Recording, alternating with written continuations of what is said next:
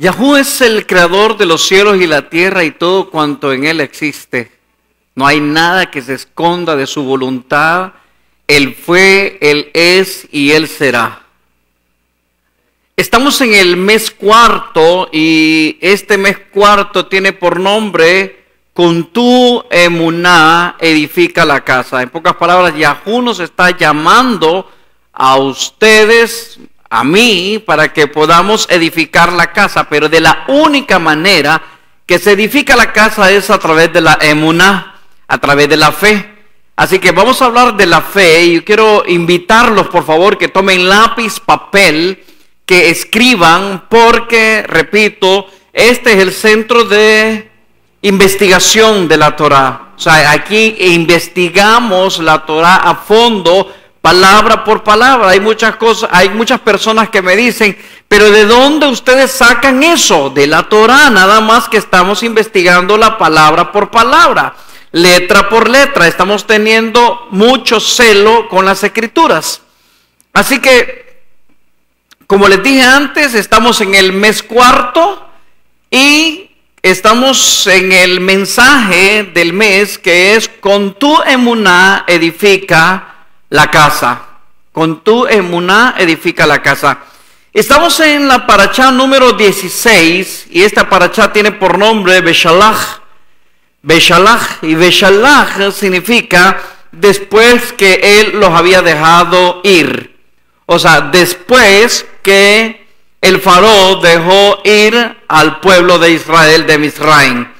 Esta porción se encuentra en Shemot capítulo 13, verso 17. Shemot capítulo 13, verso 17. Hasta el capítulo 17, verso 16. Repito, esta porción, la porción Beshalach, se encuentra en Shemot capítulo 13, verso 17, Éxodo 13, 17, hasta el capítulo 17, verso 16. Hoy quiero que abra las escrituras en Shemot capítulo 14 y vamos a leer del verso 26 en adelante. Vamos a leer unos cuantos versos porque la idea primordial de esto es que usted pueda conocer al Eloa que hizo los cielos y la tierra. No voy a hablar que usted conozca al Eloa de Israel, sino al Eloa que hizo los cielos y la tierra. Ok, comienza entonces en el verso 26 de Shemot, Éxodo, capítulo 14, verso 26, dice: Y dijo Yahú a Moshe, extiende tu mano sobre el mar, para que las aguas vuelvan sobre los Misraim, sobre los egipcios, sobre sus carros y sobre su caballería. Y extendió Moshe su mano sobre el mar, y el mar se volvió en su fuerza en la mañana, y los Misraim y los egipcios iban hacia ella, y Yahú derribó a los Misraim en medio del mar. Y volvieron las aguas y cubrieron los carros y la caballería y toda la tropa de Faraón que había entrado tras ellos en el mar, no quedó de ellos ni uno. Verso 29. Y los hijos de Israel fueron por medio del mar en Yabashá. Yabashá es en tierra seca, teniendo las aguas por muro a su derecha y a su izquierda. Verso 30. Así salvó Yahú aquel día a Israel de la mano de los Misraim, de los egipcios. E Israel vio a Misraim muertos a la orilla del mar. Verso 31. Y vio Israel aquel grande hecho que Yahú ejecutó contra los Misraim, y el pueblo temió a Yahú y creyeron a Yahú y a Moshe su siervo. ¿Sabe qué? Con estos versos que acabamos de leer, yo me encuentro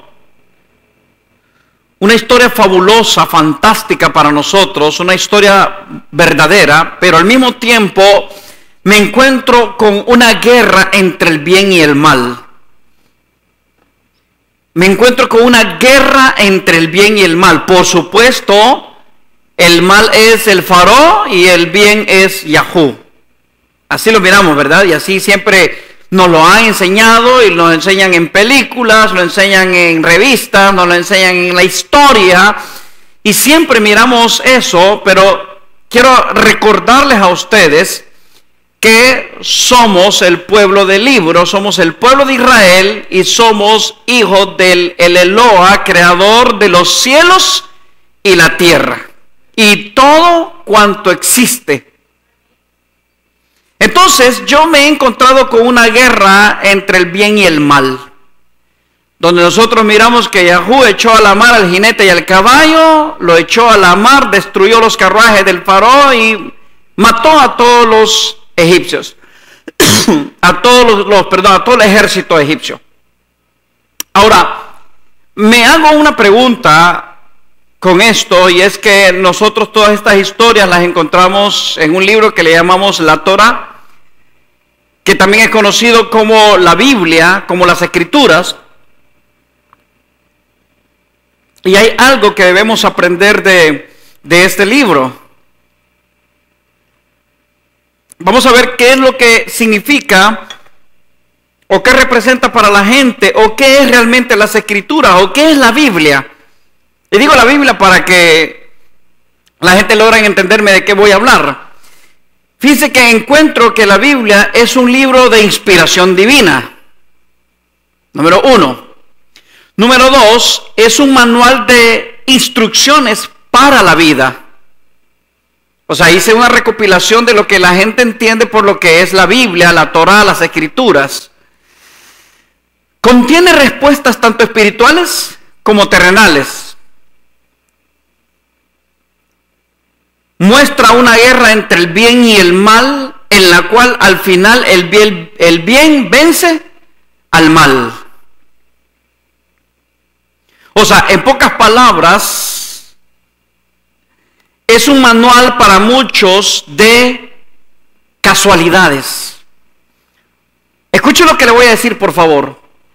Para muchos que entienden y conocen la fe, y conocen la emuná y creen en la fe, realmente entienden ellos que las Escrituras o la Torá es un manual de historias que sucedieron a través de casualidades.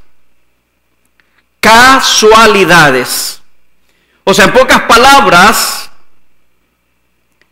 fueron acontecimientos casuales. La Biblia, las Escrituras, la Torá, para muchas personas es un manual o es un libro donde relata la historia de acontecimientos casuales para llegar hasta este momento. O sea, usted y yo leemos las Escrituras, leemos la Torá, leemos la Biblia desde Génesis capítulo 1, verso 1, desde Bereshit capítulo 1, verso 1, y nos encontramos con historias donde fueron movidas a través de casualidades, historias casuales que sucedieron y que Yahú las convirtió, esas casualidades, en causalidades. A ver, ¿de qué estoy hablando? Cuando digo acontecimientos casuales para llegar hasta este momento, o sea, fue casualidad todo lo que sucedió allá en el pasado. Por ejemplo, en este momento la historia que estamos relatando, esta parachá o esta porción es acerca de la liberación del pueblo de Israel de Misraim. Yahú lo saca con brazo fuerte. Yahú le dice al pueblo de Israel que marchen y que crucen el mar rojo, el mar de juncos, que lo crucen al otro lado. Cuando lo están cruzando, Yahú le dice a Moshe que extienda nuevamente el báculo, la vara, para que las aguas o estas dos paredes caigan encima del ejército de Misraim y lo destruya. Y de hecho, pues como decía David, hay vestigios y historiadores han encontrado, o gente que han andado, arqueólogos han encontrado vestigios de huesos y de carros de guerra de aquellos tiempos. Pero yo quiero hablar un momento acerca de esas casualidades. Por ejemplo, tengo como número 1, casualidad, la destrucción del ejército de Misraim. O sea, fue una casualidad que Yahú destruyera al ejército de Misraim. 2, casualidad, el enojo, la dureza de corazón del faraón con Israel. Fue una casualidad también que él se enojara, amaneció mal ese día y se enojó contra Israel. Casualidad los 210 años de esclavitud y 400 en Misraim que tuvo el pueblo de Israel.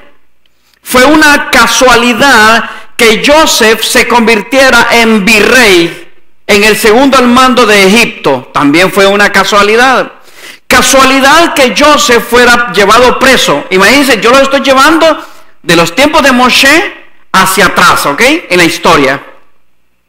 Casualidad que la esposa de Potifar intentara seducirlo. También fue una casualidad. Fue una casualidad que Joseph fuera vendido a los medianitas, a los de Midian. También fue una casualidad que esos medianitas hayan pasado por donde estaban los hermanos de Joseph para poderlo vender. Fue una casualidad que Joseph fuera a buscar a sus hermanos. Fue una casualidad que Jacob enviara a Joseph a buscarlos. Fue una casualidad que haya nacido Joseph. También esa fue una casualidad. Como también fue una casualidad que Yahú haya dicho que serían esclavos 400 años.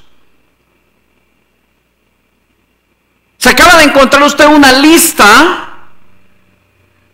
donde me muestra casualidades de eventos que sucedieron al azar.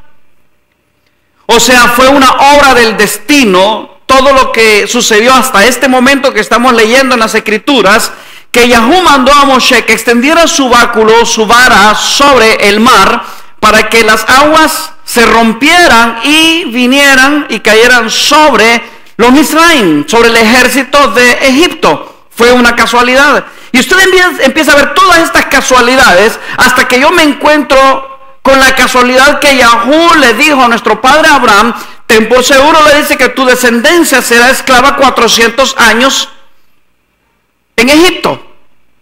No le dice en Egipto, pero fue donde estuvieron esclavos 400 años el pueblo de Israel. Ahora, yo le pregunto a usted, ¿esto fue realmente una casualidad o fue una causalidad? Espero que entiendan la diferencia que hay entre la palabra casualidad y la palabra causalidad. Vamos a ver qué es casualidad entonces. Casualidad dice que es combinación de circunstancias que no se pueden prever ni evitar. Otra vez, la casualidad es la combinación de circunstancias que no se pueden prever ni evitar. Por ejemplo, ayer por la tarde me encontré con José en el centro de San Pedro Sula. Fue una casualidad que me he encontrado con él. ¿Ya? Eso fue una casualidad que yo me encontrara con él. Luego está la palabra causalidad. ¿Qué es causalidad? Causalidad es relación entre la causa y el efecto. Relación entre la causa y el efecto. ¿Qué quiere decir? Quiere decir que yo llamé a José ayer y le dije: José, te espero a las 3 de la tarde entre la Tercera Avenida y la Cuarta Calle en el centro de San Pedro Sula. Ahí en la esquina te voy a estar esperando.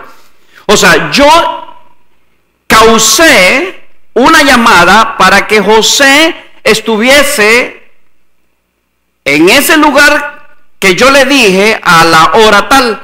Entonces yo causé eso y con José me encontré con él, pero porque yo causé que nos viéramos a ese lugar. O sea, no fue una casualidad, fue algo que yo causé. Entonces, en la Torá, en las Escrituras, la gente puede definir que fueron casualidades las cosas que sucedieron o fue una causalidad. O sea, Yahú fue el que creó algo para poder enseñarnos o mostrarnos que Él estaba en control. Entonces yo le pregunto a usted, ¿todo lo que hemos leído hasta este momento de la Torá es casualidad o es causalidad? Es causalidad, no es casualidad. Bueno, es que sucedió porque tenía que suceder. Ahora, ¿cuánto será lo que Yahú tiene en su mano controlado para que esto no se vea como una casualidad, sino como una causalidad. O sea, Él creó las circunstancias para que usted y yo pudiéramos ver que el pasado se hace real en el presente y se ve hacia el futuro. ¿Sí? Entonces quiere decir que Yahú es el creador de las causalidades, no de las casualidades, sino causalidades. En Tehilim, en Salmos capítulo 33, versos del 6 al 12, me encuentro algo bien interesante. Yo quiero que usted preste atención. Algo bien interesante en Tehilim, en Salmos capítulo 33.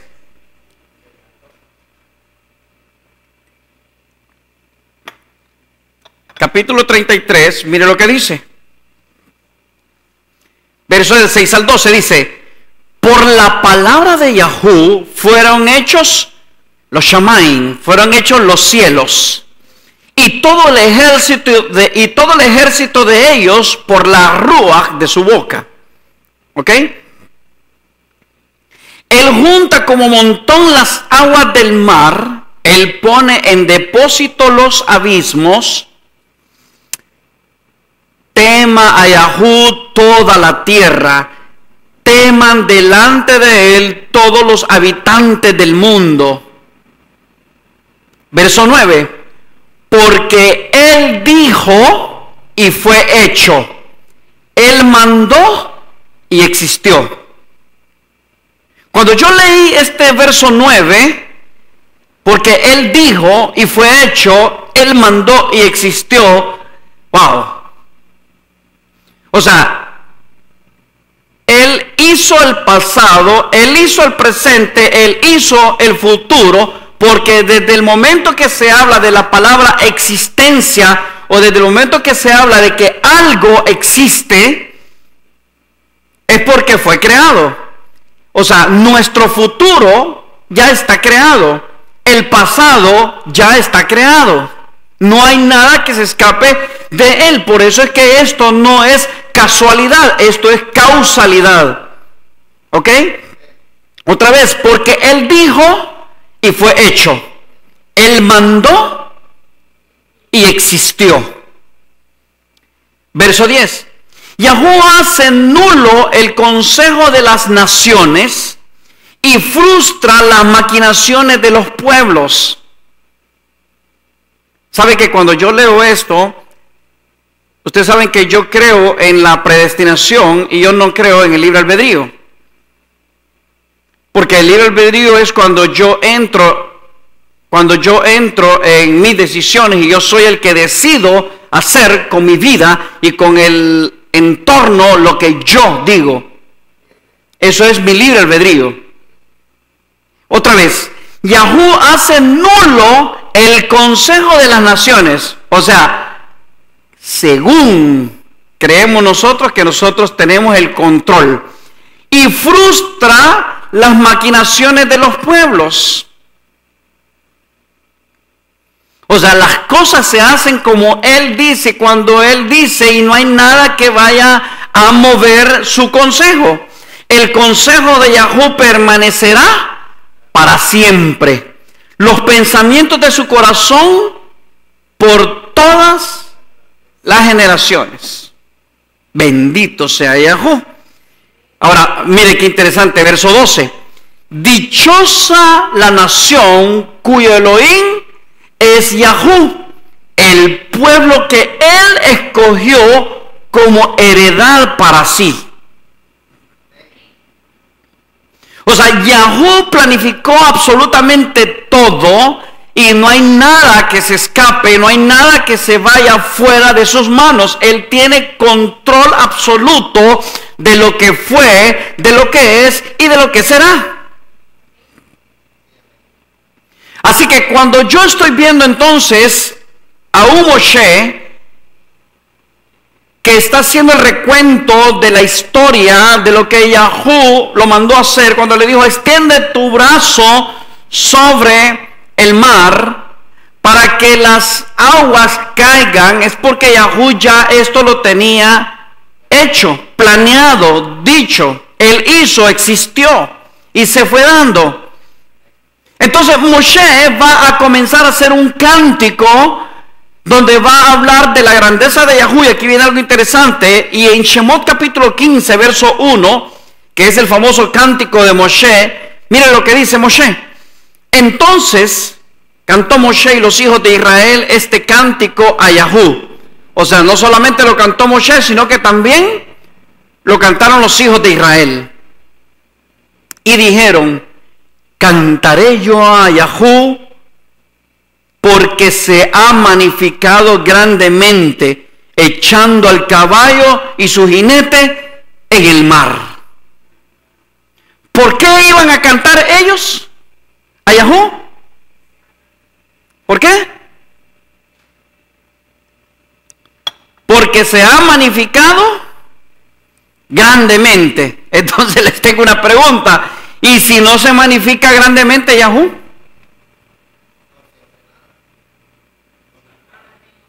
¿Ah?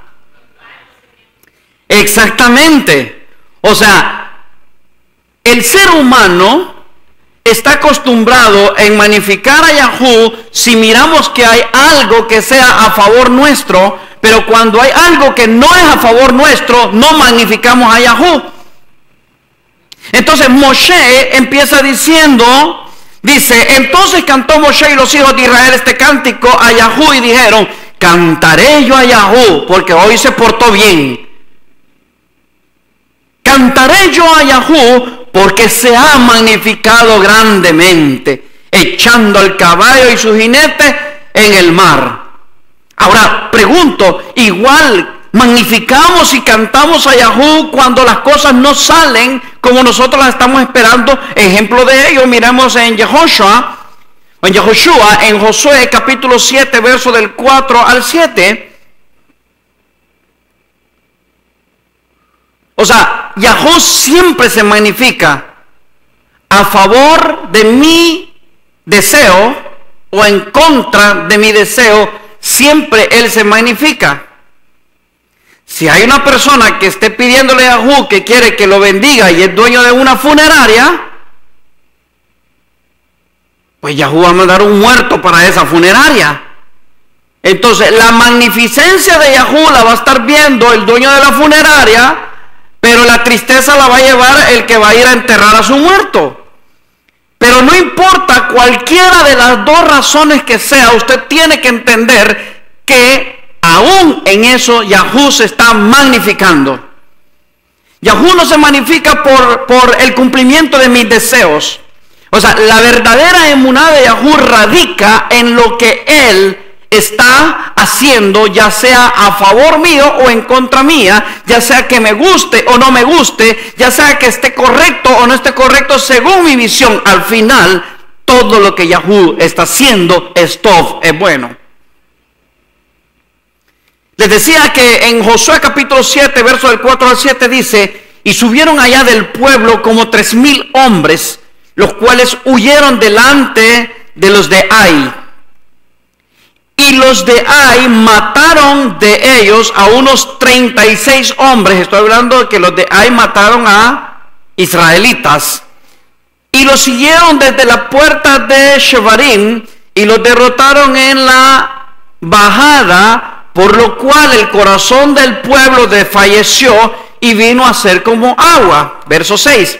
Entonces Yahoshua rompió sus vestidos y se postró en tierra sobre su rostro delante del arca de Yahweh hasta caer la tarde, él y los ancianos de Israel, y echaron polvo sobre sus cabezas. Y Yahoshua dijo, ay Adonai Yahweh, ¿por qué hiciste pasar a este pueblo el Jardín para entregarnos en las manos de los Emorí para que nos destruyan? Mejor nos hubiéramos quedado al otro lado del Jardín.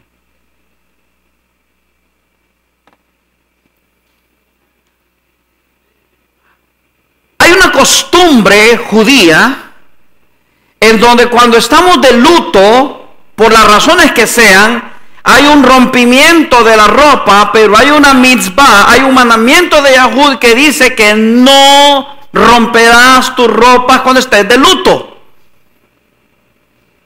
Sin embargo, en el judaísmo se mantiene esta tradición que ni siquiera es de la Torá. ¿Por qué lo estoy diciendo esto? Porque nosotros no debemos romper nuestros vestidos cuando nos damos cuenta que algo malo está sucediendo, porque al final es algo bueno. En la caída de estos hombres, en la muerte de estos hombres, en la situación que está pasando en su vida, en su familia, si hay algún enfermo, si hay alguien grave, si alguien se le está muriendo, si usted está pasando por situaciones económicas negativas, si usted está pasando por situaciones familiares, si está pasando por situaciones sociales malas, no importa lo que está pasando, usted debe de estar engrandeciendo a Yahweh porque Él es top, Él es bueno, Él sabe por qué está sucediendo lo que está pasando en su vida.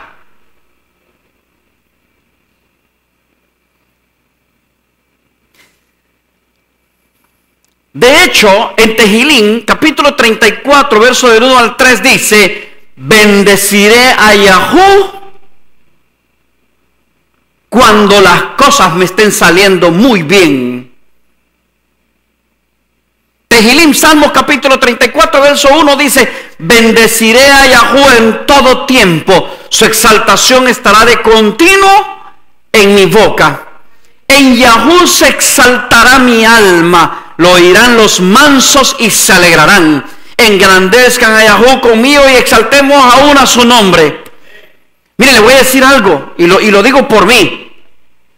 Ha habido momentos en mi vida donde yo he querido que los demás tengan conmiseración de mí. Que los demás sientan pena por mí. Es que pobrecito yo. No tienen ustedes idea de las situaciones que estamos pasando aquí en Honduras con el tema del edificio, con el tema de todo lo que está pasando aquí, que queremos poner la televisión, que queremos poner esto, pero no se puede porque las demás personas no tienen la misma visión nuestra y me siento así me pongo a veces. Y Yahweh dice: bendice a Yahweh en todo tiempo, no importa la circunstancia que estés pasando en tu vida, tú tienes que bendecir a Yahweh en todo tiempo. Hoy voy a bendecir a Yahweh porque hoy echó a la mar al jinete y al caballo.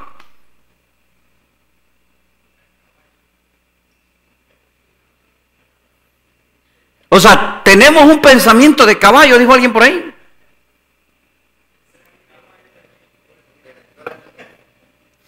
Porque venció nuestro enemigo.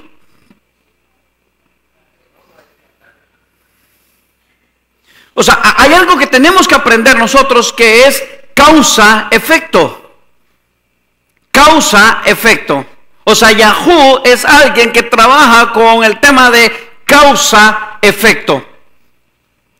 Para que el pueblo de Israel cruzara el mar Rojo o el mar de Juncos, para que el pueblo estuviese al otro lado, Yahweh hizo una causal. Y usted empieza a ver dónde comenzó Yahweh esta causal. Algunos dirían, es que la comenzó porque el pueblo empezó a murmurar. No. Moshe, mejor nos hubiéramos quedado allá en Misraim. Mira, imagínate, tenemos el mar Rojo aquí enfrente y el ejército de Misraim viene atrás de nosotros.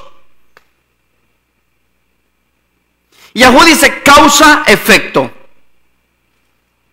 ¿A dónde cree usted que Yahweh comenzó a hacer esto? Y usted empieza a pensar, bueno, el mar Rojo, no fue el mar Rojo, fue cuando lo sacó de Egipto, no fue ahí, fue cuando mató a los primogénitos, no fue ahí, fue cuando hizo esto. Y empieza usted y va para atrás, y al final se va a encontrar que hay un solo propietario, dueño que controla absolutamente todo. O sea, la causa y el efecto comenzó cuando el creador comenzó a hacer la creación. La causa fue que se le diera la regalada gana a Yahweh hacer la creación. Ahí comenzó la causa. Y todo lo demás fue efecto dominó. Una cosa me llevó a la otra, la otra, cuando estamos nosotros cruzando el Mar Rojo. Eso fue causa-efecto, pero fue una causa-efecto divino.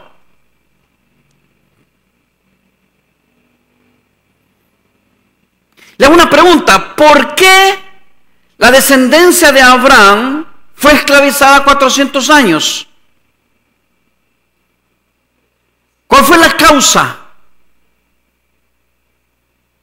Le voy a mencionar unas cuantas. Escuche bien la pregunta. ¿Por qué la descendencia de Abraham fue esclavizada 400 años? ¿Sabe cómo es esto? Eso es como cuando hay alguien que está cerca de usted y le hizo una mala pasada, le hizo algo malo a usted y usted está esperando que algo le pase a esa persona. Y usted está en la espera y dice, no, pero es que Yahú tiene que abrir la tierra y que se lo trague. Porque ese es nuestro pensamiento. Otra vez, ¿por qué la descendencia de Abraham fue esclavizada 400 años? ¿Por qué usted cree que fue? Le voy a dar varias razones por las cuales podría ser. Uno, porque Abraham mató al carnero. O sea, Yahú le dijo, dale vida a tu hijo, pero Yahú en ningún momento le dijo que matara al carnero. Entonces, una interpretación podría ser porque Abraham mató al carnero en vez de Isaac. Esa es una. La otra, porque Jacob tuvo 4 mujeres. O sea, Jacob tuvo un adulterio de 4 mujeres. Así que por esa razón, su descendencia fue esclavizada 400 años en Egipto. Yo le estoy dando las posibles causales, ¿ok?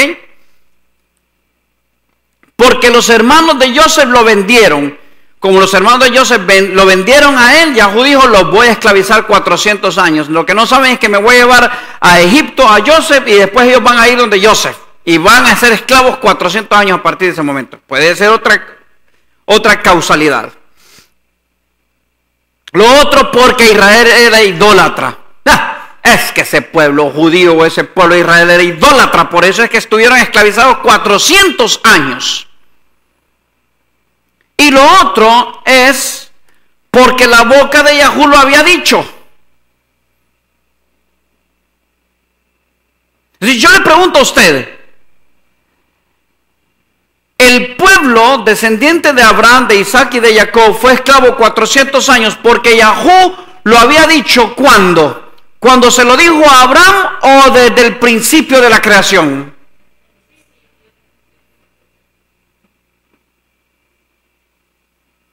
Entonces fue casualidad que Yahú se le ocurriera, es que mira, te voy a decir algo, ustedes van a hacer unas cosas tremendas que no me van a gustar y por eso a ustedes los mando 400 años por paganos. O era parte del negocio, del proyecto perfecto diseñado de Yahú. Usted está aquí hoy escuchando este mensaje porque estaba escrito en el proyecto o porque usted es buena gente y es un buen hombre o una buena mujer que busca a Yahú con todo su corazón y usted está aquí hoy escuchando. O los que están en este momento en vivo escuchándome en sus hogares a través de la radio, a través de la televisión, a través del internet, es que ustedes son tan buena gente y tan espirituales que están en este momento al pie de la letra celebrando Shabbat. O Yahú había creado la causalidad para que en este momento usted estuviera escuchando este mensaje. Entonces yo le hago una pregunta, ¿fueron 400 años de esclavitud o fueron 400 años de propósito? Escuche lo que le voy a decir. ¿Fueron 400 años de esclavitud o 400 años de propósito? ¿Qué cree usted? Entonces comencemos a quitarnos de la boca que el pueblo de Israel estuvo esclavizado en Misraim. Quitémonos de la boca entonces que nosotros somos esclavos del sistema en este lugar donde estamos o en ese lugar donde usted se encuentra en este momento. O somos esclavos del pecado, o que somos esclavos de la sociedad, o que somos esclavos de la religión, de la doctrina, de lo que usted quiera creer. No, no es verdad. Hay un causal y hay un efecto, hay una causa y hay un efecto de ello. De hecho, fíjense que cuando hablamos del tema de la salvación, lo hacemos nosotros tan religioso y lo mega espiritualizamos que todavía no lo entendemos. Todavía no lo entendemos. Porque de hecho le tengo una pregunta, y la pregunta para todos los que me están escuchando, sean judíos, sean cristianos, sean mesiánicos, sean islámicos, no importa quién me esté escuchando, la pregunta es, antes de Moshe o antes de Moisés, ¿cómo se obtenía la vida eterna? Antes de Moshe, ¿cómo se obtenía la vida eterna? ¿Qué era lo que se hacía antes de Moshe?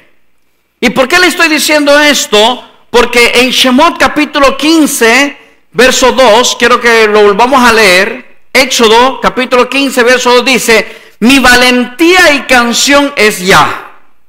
Solo aparecen dos letras en hebreo, que es la letra Yod y la letra Hei.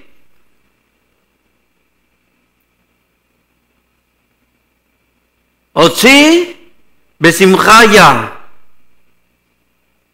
Mi valentía y mi canción es Yah, y me ha sido por salvación. Este es mi él, y a este engrandeceré, Elohei de mi Padre, y a este ensalzaré. Pero cuando yo leo la palabra y me ha sido, porque así dice, y me ha sido por salvación, y me ha sido, para poder formular el tiempo en el que se está dando esta palabra, se está dando en un presente progresivo.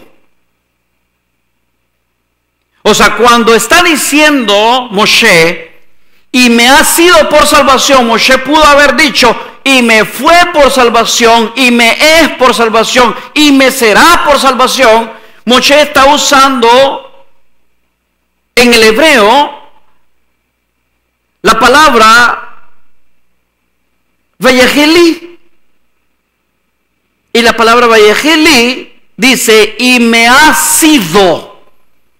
O sea, me ha sido significa que viene del pasado, está en el presente, o mejor dicho, está en el presente, y es progresivamente, está siendo salvación. Por eso este tiempo se conoce como presente progresivo. O sea, él está diciendo, y me ha sido por salvación.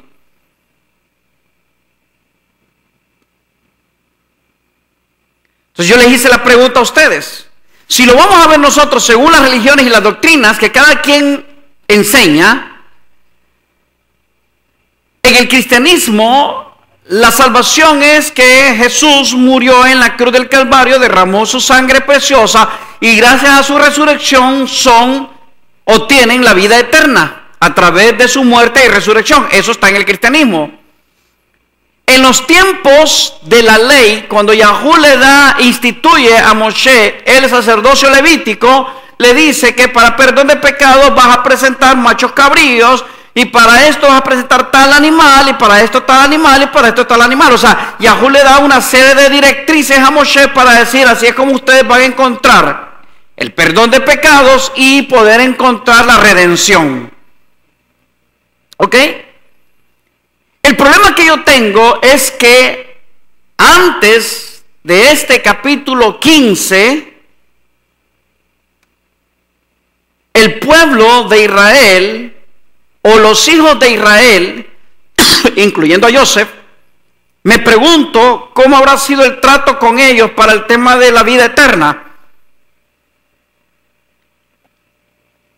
Algunas personas dicen es que a través del sacrificio del cordero o del macho cabrío o del toro o del carnero o del becerro, ellos miraban hacia el futuro, que Jesús iba a morir en la cruz del Calvario, iba a derramar su sangre como el cordero pascual. Pero en esta gente, en Moshe, en el papá de Moshe, en la mamá de Moshe, en los abuelos de Moshe, en los tatarabuelos de ellos, en Joseph o en los hijos de Israel, la pregunta que yo tengo es cómo se obtenían para ellos la vida eterna. No podía ser a través de la ley porque no existía la ley. No podía hacer a través de la sangre del cordero porque no había sangre de cordero. No se había instituido el tema de la sangre del cordero, el tema de la sangre de los machos cabríos, de los toros, de los becerros, de los carneros. No había absolutamente nada de eso. Entonces, quiero volver a hacer la pregunta. Antes de Moshe, ¿cómo se obtenía la vida eterna? Porque Moshe lo dijo bien claro. Mi valentía y canción es Yah, es Yod-Hei, y me ha sido por salvación. Este es mi El, o este es mi Eloah, y a este engrandeceré. Elohei de mi Padre, y a este ensalzaré. Estaba claro Moshe que de alguna manera ocurría la salvación, y algunas personas me pueden decir es que ellos miraban hacia el futuro. No, porque no hay ningún verso de las Escrituras que me diga a mí que ellos estaban viendo hacia el futuro, a la cruz o al madero o a Yeshua derramando su sangre en él. No, no es cierto. No había una ley para atrás ni había una ley hacia adelante. Había algo que a ellos los movía para poder entender que ellos obtenían la vida eterna. ¿Por qué? En primer lugar, porque por la ley no podía ser, porque la ley no existía. Por sacrificios de animales no se podía, porque no había una ley levítica tampoco. Número 3, por la fe en el Mesías que iba a venir, si no había ni profecías, ni tampoco había la ley levítica, lo que estamos hablando. Para decir, bueno, esto va a suceder en el futuro de los tiempos, que se va a matar a un hombre y se va a derramar su sangre. Tampoco no había eso. No había la fe en Yeshua, a ver si entienden lo que voy a decirles ahorita. No estaba la fe en Yeshua, porque también había la fe de Yeshua. De hecho, hay una pelea que hay entre el catolicismo y los protestantes con respecto a la traducción que se está dando en el Brit Hadashah o en el Nuevo Testamento o en el Pacto Renovado, si era la fe en Yeshua o era la fe de Yeshua. Porque entienden, y estaba leyendo unos escritos de expertos en el griego, y dicen ellos que a partir de Martín Lutero se empezó a dar la traducción de estas tres palabras, donde se decía que Martín Lutero, para poder dejar clara la fe en Yeshua, ustedes pueden buscar lo que les estoy diciendo, que voy a hablar de eso mañana, donde Martín Lutero comenzó a escribir para poder fortalecer la fe en Jesús. Entonces la traducción que hizo no fue en base a la fe de Yeshua, sino la fe en Yeshua, que son cosas muy diferentes. Creer en la fe de Yeshua, o sea, yo creo en la fe que Yeshua tenía. Yeshua creía que Yahuwah había hecho un pacto eterno con nuestros padres. Y está la fe de Yeshua, la fe en Yeshua y la fe de Yeshua. Ahora está la otra también, que era por la fe en los patriarcas o la fe de los patriarcas. Le pregunto yo a usted, ¿cuál de las dos será la correcta? ¿La fe que tenían los patriarcas o la fe en los patriarcas?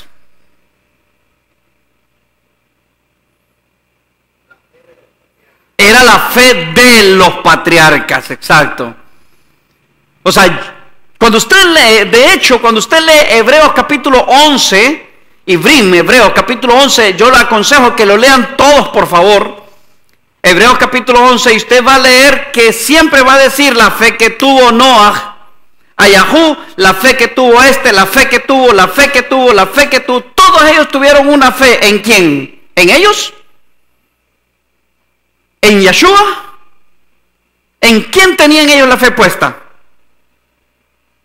¿Ah? Estaba puesta en Yahú, en Yahú.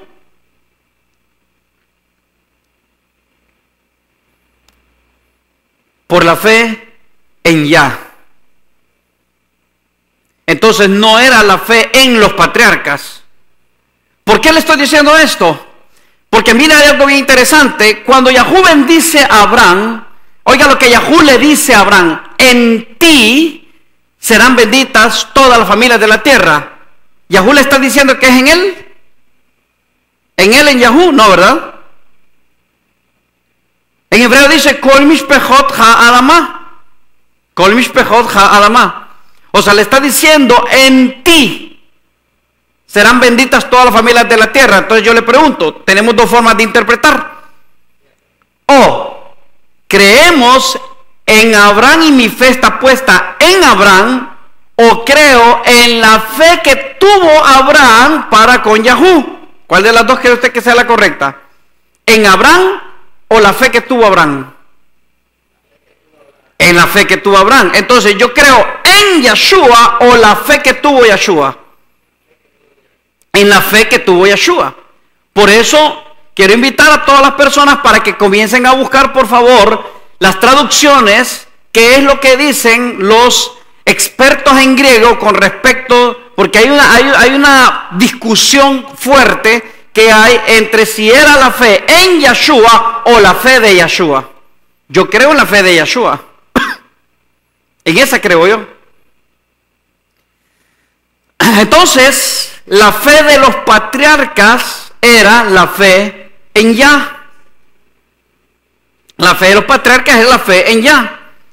En Hebreos capítulo 10, versos 38 y 39, quiero que lo lean por favor. Ibrim capítulo 10, versos 38 y 39. O sea, ¿qué quiero decir con esto? Yo no creo que Yeshua sea el Salvador del mundo. Sin embargo, creo en el Brit Hadashah si se va a aplicar bajo la correcta interpretación o la traducción. Vamos a ver lo que dice Hebreos capítulo 10, versos 38 y 39. Dice: mas el justo por la sangre vivirá. No dice así, ¿verdad? El justo, mas el justo vivirá por la fe, por la emuná. Y si retrocediera, no agradará a mi alma. A ver, si retrocediera, ¿de qué? De la fe. O creo en la fe o creo en cualquier otra cosa. Mi fe está puesta en Yahú. Si yo creo otra cosa que no sea mi fe puesta en Yahú, en el Creador, entonces es vana mi fe. Sigamos leyendo, verso 39. Pero nosotros no somos de los que retroceden para perdición, sino de los que tienen, ¿qué cosa? Fe para preservación del alma. Entonces, ¿qué es lo que preserva mi alma a la vida eterna? ¿Qué cosa? La fe. Otra vez, ¿qué es lo que preserva mi alma para la vida eterna?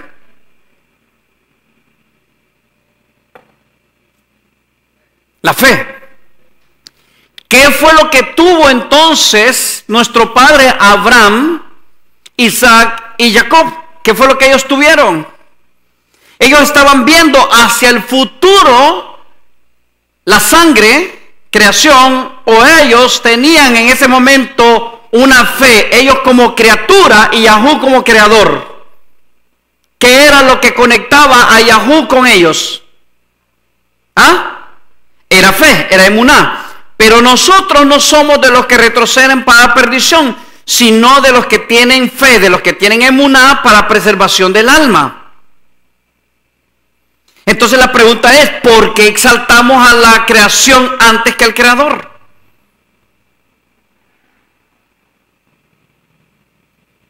Mi fe me tiene que conectar con el creador, o me tiene que conectar con algo más. Veamos, Romanos capítulo 1, verso 25.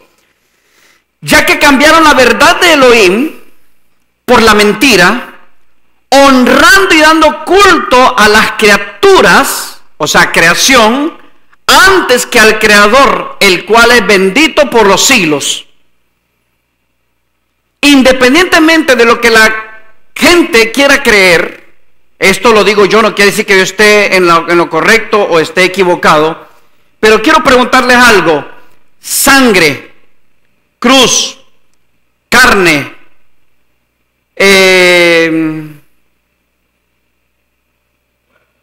cuerpo, ¿qué más? Sangre, cruz, cuerpo, espinas en la cabeza, ¿todo eso es creación o eso es creador? Les pregunto, ¿la sangre es creador o es creación? ¿El cuerpo de un hombre es creación o es creador? ¿La carne de un hombre es creación o es creador? ¿El madero, la cruz, es creación o es creador? Entonces quiero que lea este verso bajo esos conceptos, ya que cambiaron la verdad de Elohim por la mentira, honrando y dando culto a la criatura, a la creación, antes que al Creador, el cual es bendito por los siglos. En Galut en Gálatas, aquí voy a encontrar algo interesante, que esto va a ser lo que voy a enseñar después. Dice, Gálatas capítulo 2, versos 15 y 16, dice, nosotros, Yaudín de nacimiento, oiga lo que dice Rab Shaul Pablo, yo no sé si será verdad o será mentira lo que dice Pablo aquí, pero oiga lo que dice, nosotros, Yehudim de nacimiento, judíos de nacimiento y no pecadores de entre los gentiles. ¿Pecaba Pablo o no pecaba? ¿Por qué Rab Shaul está diciendo y no pecadores de entre los gentiles? ¿Será, a ver, ¿será que había algo especial en los Yehudim, en los judíos, por los cuales Yahú decía a ellos no se les aplica pecado? Le voy a decir por qué. Dice allá en Romanos 11:11, ¿han tropezado los de Israel para que cayesen? En ninguna manera, dice, pero por su ¿qué? Transgresión vino la salvación. ¿A quiénes? A los gentiles. Transgresión es sinónimo de pecado, ¿cierto? Entonces, mire lo que dice Pablo, nosotros, Yehudim de nacimiento, y no pecadores de entre los gentiles, no pecadores, sabiendo que el hombre no es justificado por las obras de la ley, no es justificado por sangre de corderos, sangre de machos cabríos, por sangre de toros, no es justificado. Aún si fuera sangre de hombre, no deja de ser según la ley. La justificación entonces no se encuentra según la ley, ya sea sangre de hombre o sangre de animal, es ley. Sabiendo que el hombre no es justificado por las obras de la ley, sino por la fe de Yahshua, por favor, léalo. No dice por la fe en Yahshua, sino la fe de Yahshua, porque yo puedo decir la fe de Abraham o la fe en Abraham. Ahora les pregunto, ¿sería idolatría si yo digo que yo tengo que tener fe en Abraham? ¿Estaría quitándole yo la gloria, la kavod al Creador? Si yo digo, entonces, ubique entonces usted la fe de Abraham o la fe en Abraham. Entonces, hay que poner la fe en Yahshua o la fe de Yahshua. Y yo quiero ver cómo dice su versión por ahí. Si lo puede leer usted. Sabiendo que el hombre no es justificado por las obras de la ley, sino por la fe de Yahshua, léalo. Nosotros también hemos creído a Yahshua, no en Yahshua, léalo. Para ser justificados por la fe de Mashiach, no en Mashiach. Para ser justificados por la fe de Mashiach y no por las obras de la ley, por cuanto por las obras de la ley nadie será justificado. Yo no sé si la gente tiene la capacidad de pensar las preguntas que hice hace poco con respecto a si la sangre si la carne, si el cuerpo, si el madero, si las espinas tienen que ver con creación o tienen que ver con creador. No sé si la gente tiene capacidad de entender o si yo no me estoy dando a entender lo que estoy diciendo. O sea, terminaría yo con esto, porque de esto voy a hablar mañana acerca de las traducciones o acerca de las interpretaciones, y de eso voy a hablar yo mañana. Yo quiero que se preparen porque vienen una saga de enseñanzas tremendas que tienen que ver con este tema, donde voy a demostrar en el griego no anda perdido, lo perdido son las traducciones que se hicieron. Voy a demostrar con el griego que no se hablaba de la fe en Yeshua, sino la fe de Yeshua. Y yo creo la fe que tenía Yeshua. Yo eso lo creo. Hay personas que creen en lo que yo estoy enseñando, pero el hecho de que yo le enseñe a usted no quiere decir que yo sea el creador o que yo sea el mismo Yahú. Hay personas que están siguiendo este mensaje porque creen lo que yo estoy enseñando, pero no porque creen que yo soy.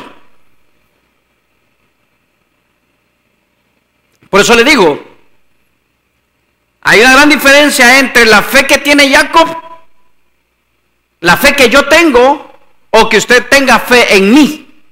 O usted tiene fe en mí, o usted cree que la fe que yo tengo es buena.